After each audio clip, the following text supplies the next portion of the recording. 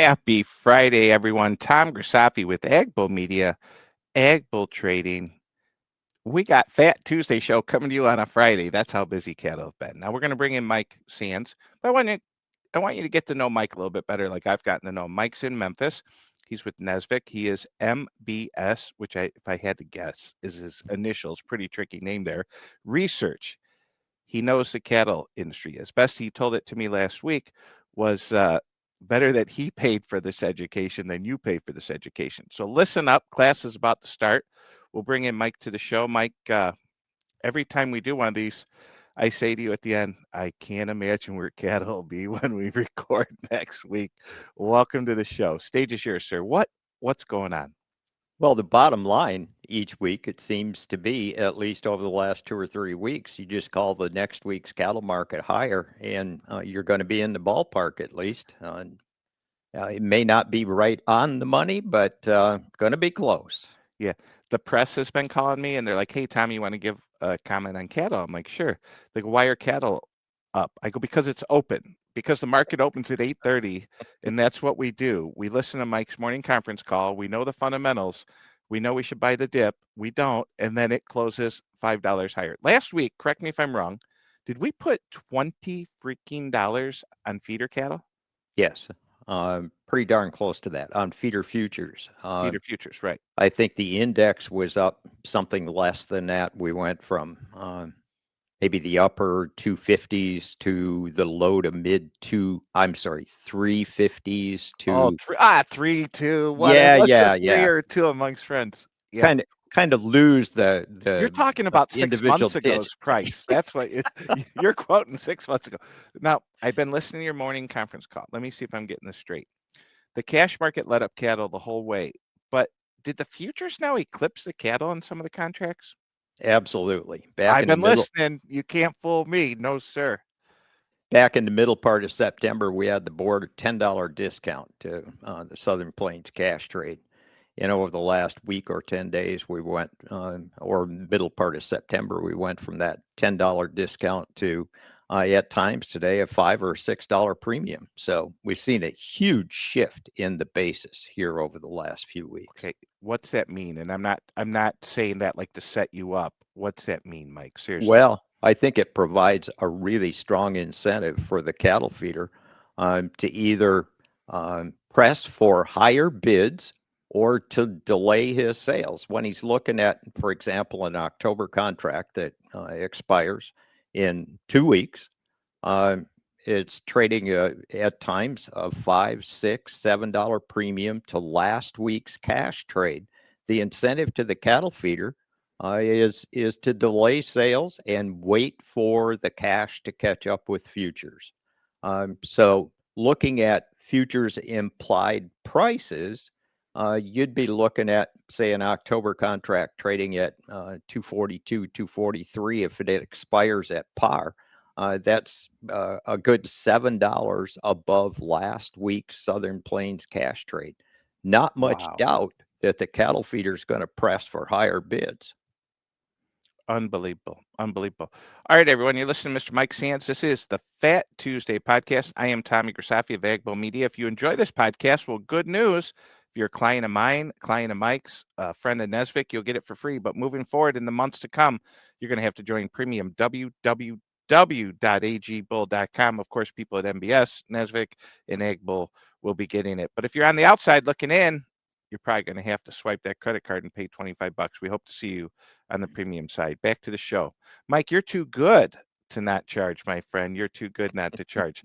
And you did say it last week. You said, you can go to college to learn, or you can learn it the hard way. But the mistakes, when a father tells a son, don't do that, I've done that, it doesn't work. I mean, they're not kidding, right? Absolutely not.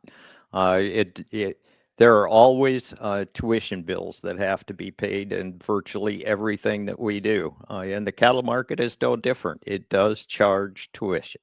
Yeah. Now, there's some things, folks, going on right now upon filming this. I just want to talk about.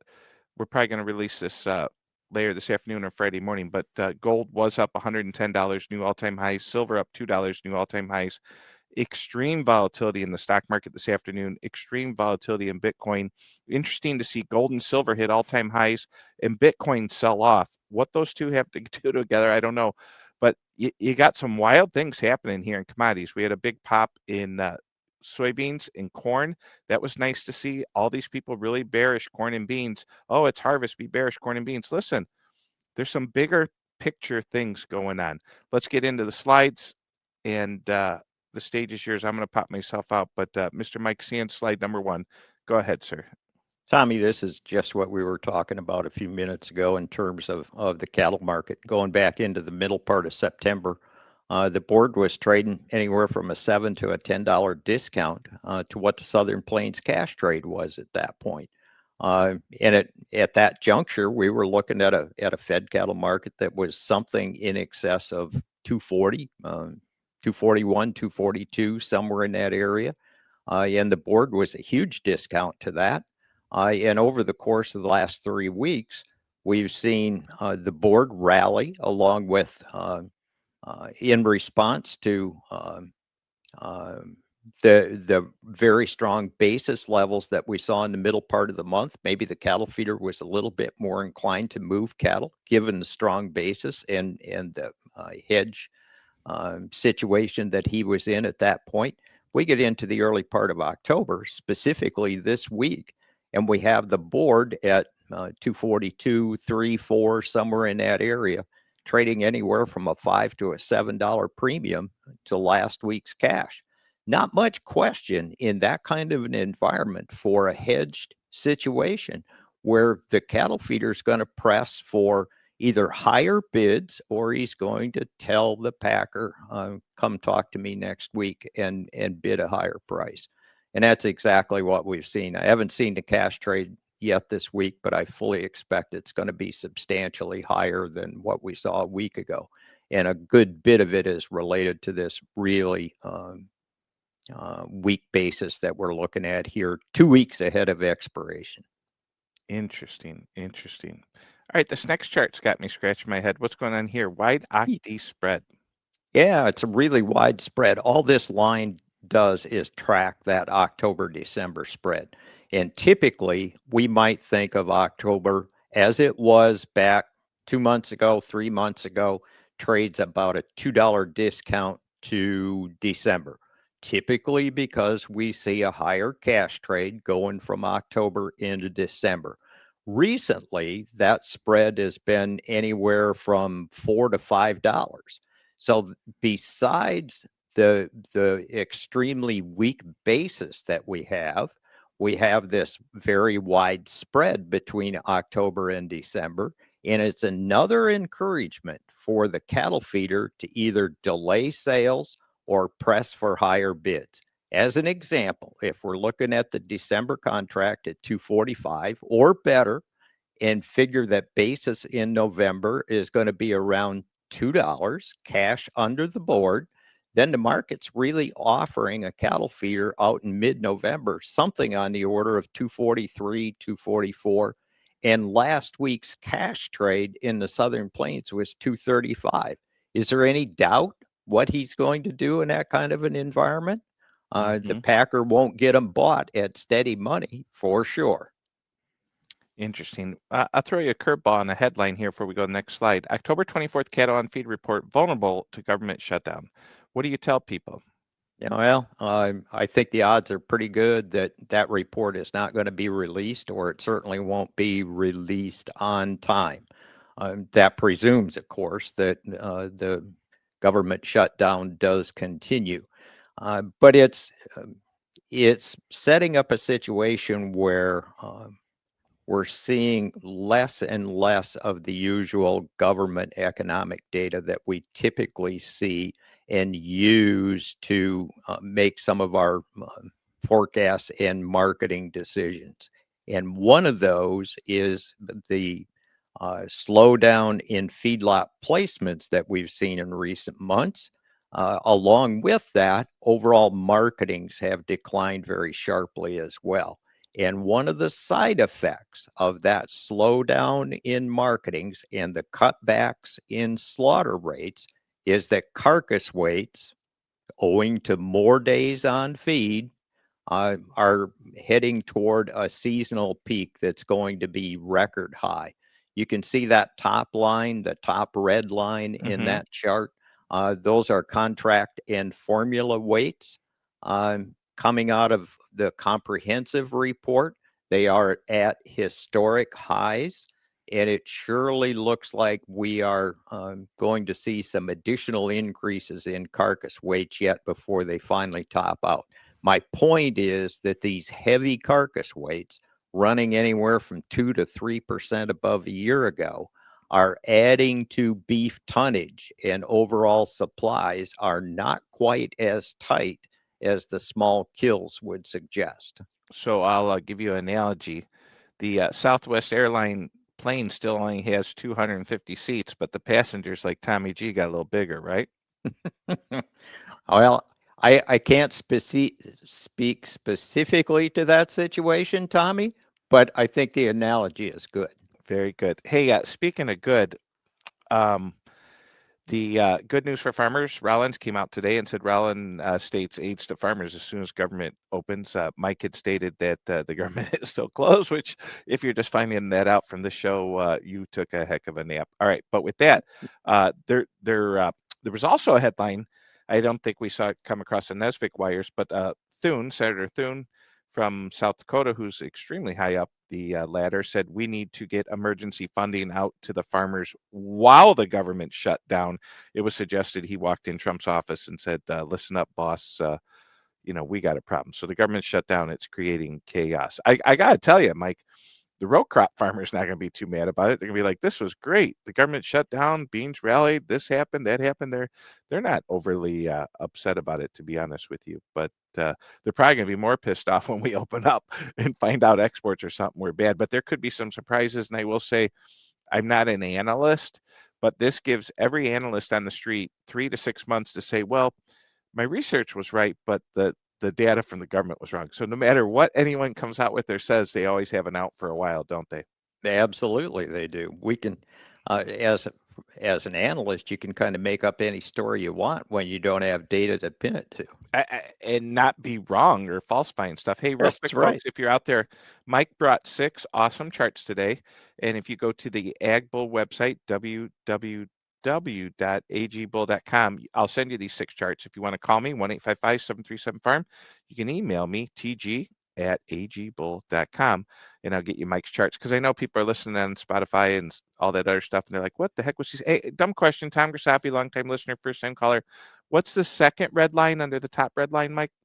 That's the actual FI data that the government releases typically on a Thursday afternoon, and it's for the week, 2 previous weeks. So the Got it. last actual FI data we got was back in the middle part of September. Well, we're a month later, and the odds are pretty good. The carcass weights are substantially higher today than they were a month ago. Follows a seasonal pattern, and in addition to that, overall kill numbers have been pared back. Last week's fed cattle slaughter was only 440,000. That's like 88,000 a day. And our Hmm. kill capacity is probably somewhere in the area of 105 to 107. So packers are operating at a really slow or low capacity rate, and it's leaving a lot more cattle on feed carried over from week to week. And that front end supply is getting a little bit bigger. Okay, that's interesting. Slide number 4. Yeah, that relates to our previous slide. We were talking about carcass weights getting heavier, days on feed. Our cattle are being fed longer.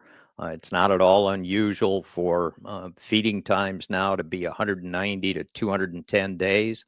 And as a result of those longer days on feed and heavier carcass weights, we're seeing cattle grade much better than historically would be the case. I think prime grading right now is around 11.5%. That's record high. Um, Choice and better, which would include choice and prime grade, is running around 84%. That's a good 2 percentage points better than what we were a year ago. So both the cattle feeder and the packer is happy with that result. But the concern that I have, as we alluded to earlier, is that these carcass weights may be getting up to the point where we start to see some bigger discounts coming from the packer. Hasn't happened yet, but it sure is a big red flag sitting out there. Hmm. Mike, while you were talking, I Googled what the average price of ground beef is today, and it said 662. That's a little higher than the previous few weeks, so it's catching up a little bit to the storefront. Now, you and I spoke on last week's episode where a store could put it at 5.99, make it a loss leader, so you come in the store and buy a bunch of other stuff, right? What's that called when they do that? Just discounting? Yes, featuring. Feature. Uh, That's what you called it. Feature, feature, feature. Something on the order of, say, 30 to 40% of the beef movement. Traditionally, it may have changed over time, but historically, it was kind of the rule of thumb that maybe somewhere in the area of 30 or 40, or at times as much as 50% of the beef movement out of the meat case moves on some kind of a feature program. That's right. Whether it That's what you happens said. to Yeah. be a discount, or typically it's a discount, or 2 for 1, buy one, get one free, that kind of thing. Sounds good. Slide number 5, sir.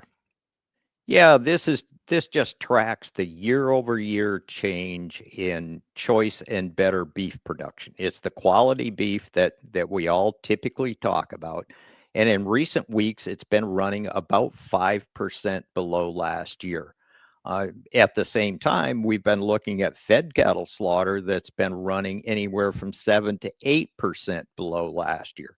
My point is the difference between the slaughter rate and this production number is the heavier carcass weights. So the weights add to tonnage, and it trims the year over year decline in fed beef production. But going forward, given what we've talked about in the past with regard to cattle inventory numbers, on feed numbers, placement numbers, these overall production numbers are going to stay moderately below last year. Interesting. Interesting. Interesting. Slide number 6. Yeah, we talk about front end supplies or fed cattle supplies with a good bit of regularity, of course. We think for the most part that supplies are a big part of the determination of what actual slaughter is. But right now, perhaps the more dominant influence is packer margins. That red line that you see running across there above and below the zero line is Hmm. just a calculation of weekly packer margins. It's a packer margin index. Doesn't represent an individual packer by any stretch, but you can see there have been weeks of big calculated losses, and there have been weeks of some pretty substantial profits. Right now, that index would suggest losses somewhere in the area of 75 to maybe as much as $100 a head. In that Wow. kind of an environment, we've just talked a little bit about the packer paying up money for cattle this week. His choice then is to try and figure out a way to support the beef market to get some of that higher purchase cost back. And at least at this point, if we see cash prices move substantially higher this week, I think a sidebar or an offshoot of that is probably going to be some renewed cutbacks in fed cattle slaughter over the next 2 to 3 weeks. Interesting. Interesting. All right, I'll pop myself back in the show. You're visiting with Mike Sands from MBS Research. I do have a chart of the day. It's called Beyond BS. Beyond Beef today went below $1. That was a headline. They're on their last leg, as they would say.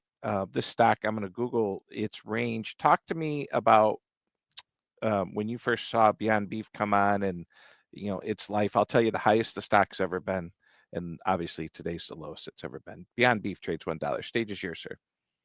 I think it when it was first introduced, not too long after they went through their IPO, it traded somewhere in the area of 258 to 279, and there was a lot of discussion. I think at that point there were a number of other alternative meats that were introduced at the same time.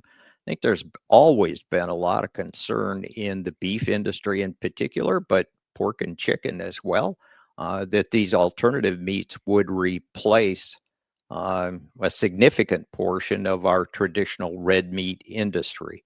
But price levels on these alternative meats have been historically, in the case of beef, much higher, for example, than traditional ground beef. And as a result, I think for the most part has never gained the penetration that um, the investors originally had in mind. It's just been a situation where consumers, for the most part, were not willing to pay a huge price premium for an alternative meat, and as a result, the success has been certainly somewhat questionable.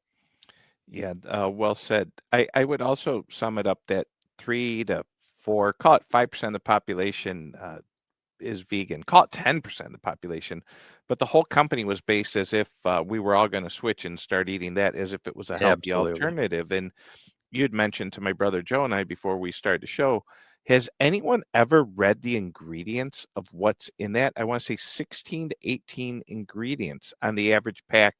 You look at that label, you know why the label's so big? That's where they put all the ingredients. I mean, Absolutely. you flip that thing over and no soy, no gluten. They got all the stuff that the little TikTok mommies like so much, but they don't explain them what's in there. I mean, that looks like a chemical bomb, if you ask me. Well, I think that's been part of the reaction that some consumers have had to alternative meat products. The ingredient list is as long as your arm, and in an environment where consumers in general seem to be looking for more clean label products, if you will, beef stands pretty high on that list when you when you look at the ingredients in beef. So that may be one of the factors that has contributed to the less than optimal performance of these alternative meats as well. Yeah, absolutely. All right, folks. Tommy Grisafi, Agbo Media, Agbo Trading, Mike Sands, MBS Research. If you missed anything on the show, email us, call us, text us, hit us up on the website, Agbo.